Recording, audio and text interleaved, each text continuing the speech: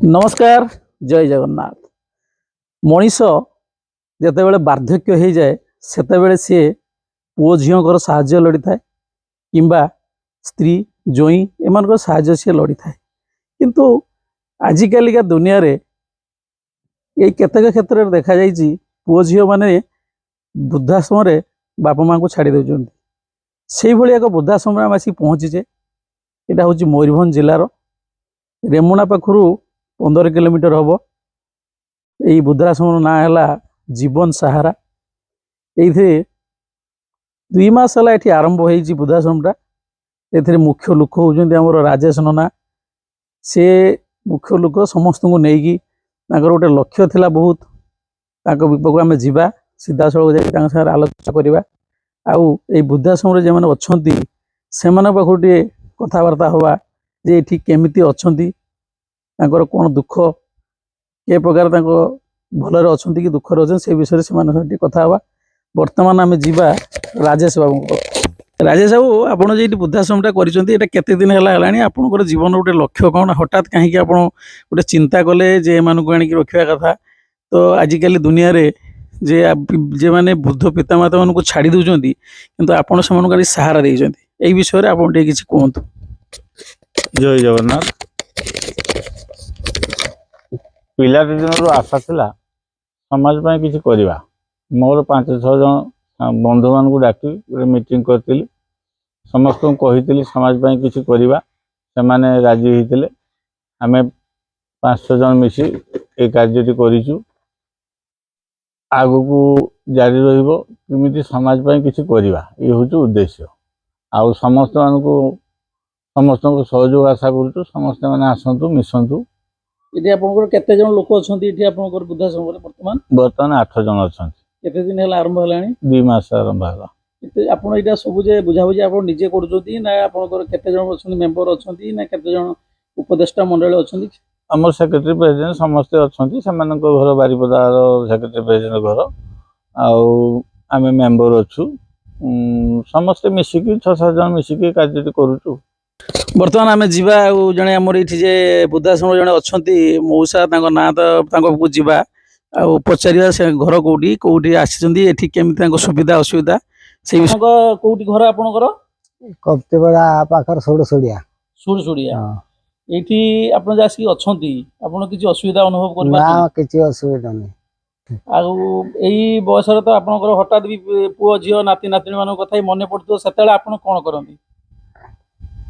तांका कथा मोर मन पड़ूनी से माने छाड़ी देकी मते अलग करी पळे गले मु एकला रोषेईवास करी हाट बजार काठ जाल सब दायित्व नहीं कि मुझे अकर्तव्य पार नहीं बाध्य पड़ी आसनी बार्धक्य आश्रम को। बर्तमान आमर आउ जड़े मौसा पाक जा से मौसा पाक बुझा घर कौटी ना कौन केमती कौन अच्छा मो ना हूँ रघुनाथ राउत खुंटा ब्लॉक बानोड़ा पंचायत बांधवड़ा ग्राम घर ये आश्रम स्टार्टिंग हवा दिन प्रथम रू मुझे 2 मास राजेश बाबू आप जोगाजोग आज्ञा जोगाजोग आसी हठात से भाया कथा जब आप बेले बेले तो छोट छोट पिला बढ़े बड़ करते मन पड़ जाए छुआ मान कथा तो बहुत दुख लगुत बाप हिसाब से तो अभिशाप दे पारे कौन करते से समय से समय निजक विभिन्न मान तर्जमा कर निजक निजे बुझिकी रुहे जे पारिवारिक क्षेत्र में कहीं अशांति भितर रही तेणु जो ये आमर गोटे जीवन सहारा हिसाब से आम सबुदिन पर्यंत देखले जो गोटे सुविधा रही तेणु समस्त को माने से भलरे रुहतु मुझे भलरे रुहे यही उद्देश्य मनोभाव लेकिन मुझे रही ठाकुर नाम संकीर्तन भी मझे मझे होता है मुझे देखी आपण मैंने संध्या समय प्रभुंर नाम नियंतु ना आज्ञा भजन कीर्तन डेली संध्यार आम कर मौसा गोटे बहुत बढ़िया कथा कहले जे से माने परिवार को सांगरे तो दुश्मन करेंगे से भल चिंता कर जड़े आमर मौसी आम पाखे अच्छा हाथ भांगी जाइए सी पाख बुझारिया घर कौटी केमती आसिले किस कथा सी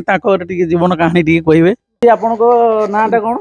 जय जगन्नाथ मो नाम कल्याणी दास कल्याणी दास कौटी घर गड़साई बालियापार बालियापार आज्ञा ଏଠିକି କେମିତି ଆସିଲେ ତ ବାଲିଆପାଳରୁ ଏଟା ମୟୂରଭଞ୍ଜ ଡିଷ୍ଟ୍ରିକ୍ଟ ସେଟା ତ ବାଲେଶ୍ୱର ଡିଷ୍ଟ୍ରିକ୍ଟ ବହୁତ ଦୂର ହେଇଗଲା କେମିତି ଯୋଗାଯୋଗ ହେଲା କେମିତି ଆସିଲେ ଏଠି ଆପଣଙ୍କ ସୁବିଧା ଅସୁବିଧା କିଛି ନା ମୋର ଏଠି ଅସୁବିଧା କିଛି ନାହିଁ ଅସୁବିଧା ଖାଲି ମୋ ଘର ଟିକେ ଅସୁବିଧା ହେତୁ ମୁଁ ଆସିକି ଏଠି ରହିଛି।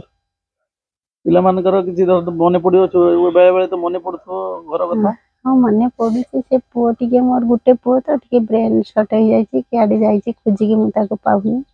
ଆଉ ଟିକେ ଏଠି ଆସିକି ରହିଛି ମୋର କିଛି ଅସୁବିଧା ନାହିଁ ଏଠି ଭଲରେ ଅଛି ମୁଁ। ଠିକ ଅଛି ଏଇଠି ଆଜ୍ଞା। ରୁହନ୍ତୁ ଠାକୁରଙ୍କର ନାମ ନିଅନ୍ତୁ ଆଜ୍ଞା। ଭଗବାନ ନିଶ୍ଚୟ ଆପଣଙ୍କର ମଙ୍ଗଳ କରିବେ ଆଜ୍ଞା ଆଉ ଆମର ତ ରାଜେଶ ବାବୁ ଅଛନ୍ତି ସବୁ ଆଜ୍ଞା। କଥାରେ ସାହାଯ୍ୟ କରୁଛନ୍ତି ଆଜ୍ଞା। ଆମ ପାଖରେ ଆଉ ଜଣେ ମାଉସୀ ଅଛନ୍ତି ସିଏ ତ ମତେ ଦିଥର ଖଣ୍ଡେ ହାତ ଯୋଡିକି ନମସ୍କାର ହେଲେ ମାଉସୀ ତମେ ମୋଠୁ ବହୁତ ବଡ ହବ ନମସ୍କାର ମାରିବା ଦରକାର ନାହିଁ ଠାକୁରଙ୍କ ପାଖରେ ସବୁବେଳେ ଶରଣାପନ୍ନ ହୁଅ ଦୁଃଖ ସବୁବେଳେ ପ୍ରଭୁଙ୍କୁ ଜାଣ ପ୍ରଭୁ ସବୁ କିଛି ସମାଧାନ କରିପାରିବେ ଆମେ ଗୋଟେ ମୁଁ ଆସିଛି ଗୋଟେ ମାଧ୍ୟମ ଯେ ସମାଜ ଗୋଟେ ଏଇଭଳି ବାର୍ତ୍ତା ଦେବା ପାଇଁ ଯେ କାହିଁକି ଏ ଆଶ୍ରମରେ ଆପଣମାନେ ଅଛନ୍ତି। ମାଉସୀ ଆପଣଙ୍କ ନାଁ ଟା କଣ କୁହନ୍ତୁ? ସୁବାସମଣି ପ୍ରଧାନ। ସୁବାସମଣି ପ୍ରଧାନ। ଆଚ୍ଛା ଆପଣଙ୍କ ଘର ଶ୍ରୀରାମପୁର ଶ୍ରୀରାମପୁର କୋଉଠି? ଏଇ ମାଣ୍ଟିରୁ ଆଚ୍ଛା ଏଇଠିକି କେମିତି ଆସିଲେ?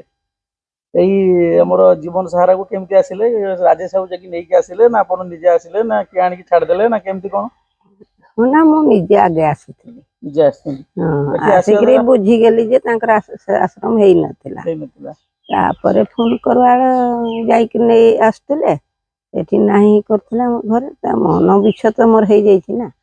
ଆଉ ଥରେ ମୁଁ ଚାଲି ଆଇଲି ମାଣ୍ଟିରୁ ଆସି ନେଇଗଲି ଏଠିକି ଆସିଲା ପରେ ଆପଣ ପିଲାମାନେ ଏଠିକି ଆସିଛନ୍ତି ନା ଆସିନାହାନ୍ତି ଆଉ ହଁ ହଁ ଆସନ୍ତି ଆପଣ ପୁଅ ବୋହୂ ମାନେ ଏଠିକି ଆସିଛନ୍ତି ନବା ପାଇଁ ହଁ କିନ୍ତୁ ଯେହେତୁ ଗୋଟେ ମାନସିକ ସ୍ତରରେ ଆପଣ ଯିବି ନାହିଁ ବୋଲି ମନସ୍ଥ କରିଛନ୍ତି ବୋଲି ଯାଇନାହାନ୍ତି ଏଇଠି ହଁ ଅଛନ୍ତି ଆଜି ମୋ ବଡ ଝିଅ ଆସିଥିଲା ଆସିଥିଲେ ଝିଅ ମାନେ ଆସନ୍ତି ଦେଖା କରିକି ଯାଆନ୍ତି ଝିଅ ଜୁଇଁ ନାତି ନାତୁଣୀ ସବୁ ଆସୁଛନ୍ତି ଆସିଲେ ଦେଖା କରିକି ଯାଇଛନ୍ତି ଡାକୁଛନ୍ତି ଏଇ ପଳେଇଆ ଆମତେ ଭଲ ଲାଗୁନି କିନ୍ତୁ ତମେ ସେଠିକି ଯିବନି ମତେ ଟିକେ ଆତ୍ମାକେ ଦୁଃଖ ଆସିଛି ବୋଲିକିରି ଠିକ ରହିଯାଇଛି ଅଛି ଆପଣ ଏଇ ଜାଗାରେ ରୁହନ୍ତୁ ଭଗବାନଙ୍କୁ ସବୁବେଳେ ଡାକନ୍ତୁ କିଛି ଅସୁବିଧା ହବନି ଗୋଟେ ଆମର ଭଉଣୀ ଭାଇ ଭିତରେ ରହିକି ରହିଲେ ଆପଣ ଏଇ ଜାଗାକୁ ବହୁତ ବଢିଆ ଲାଗିବ ଠାକୁରଙ୍କର ନାମ ନେବେ ଆଉ ଆମର ତ ମେନ୍ ଲୋକ ମୁଖ୍ୟ ଲୋକ ଅଛନ୍ତି ସେ ଆପଣଙ୍କ ସୁଖ ଦୁଃଖର ସାଥି ଆମେ ତ ଦିନ ସେ ସବୁ ଆମର ପୁଅଠୁ ଅଧିକ ବାସ୍ ଠାକୁରଙ୍କୁ ମଙ୍ଗଳ କରନ୍ତୁ ଯେରକ ଆପଣ ମାନଙ୍କର ମାନେ ସବୁ ସମୟରେ ସିଏ ଥାଆନ୍ତୁ ଦୀର୍ଘଜୀବୀ ତାଙ୍କୁ କରନ୍ତୁ ଏଇଠି ମୁଁ ଗୋଟେ କଥା କହିବି ଯେ ମୁଁ ତ କେଉଁଠି ନା କେଉଁଠି ମୁଁ ବି ପଢିଥିଲି ଯେ ବାପା ମାଙ୍କର ସେବା କରିବା ଦ୍ୱାରା ମନ୍ଦିର ଯିବା କୌଣସି ଆବଶ୍ୟକ ନାହିଁ ଯଦି ଆପଣ ବାପା ମାଙ୍କର ସେବା କରୁଛନ୍ତି ତ ଏଇ କଥାଟା ମୁଁ ଏଇ କଥା ଏଇଥିପାଇଁ ଆସିଲି ଯେ ସମସ୍ତଙ୍କ ପାଖରୁ ବାର୍ତ୍ତା ନେଲି ଯେ ସେମାନେ ଘର ପାଖରୁ ଗୋଟେ ବିତୃଷ୍ଣା ଭାବ ଆସିକି ଏଠି ଏ ଜାଗାରେ ରହିଛନ୍ତି ତ ମୁଁ ସେଇ ସମାଜର ସେଇ ପୁଅ ଝିଅମାନଙ୍କୁ କହିବି ଆପଣ ବାପା ମାଙ୍କର ସେବା କରନ୍ତୁ ଯଦି ବାପା ମାଙ୍କର ଠିକ୍ ସେବା କରୁଛନ୍ତି ତାହେଲେ ମନ୍ଦିର ଯିବା କୌଣସି ଆବଶ୍ୟକ ନାହିଁ। ଜୟ ଜଗନ୍ନାଥ।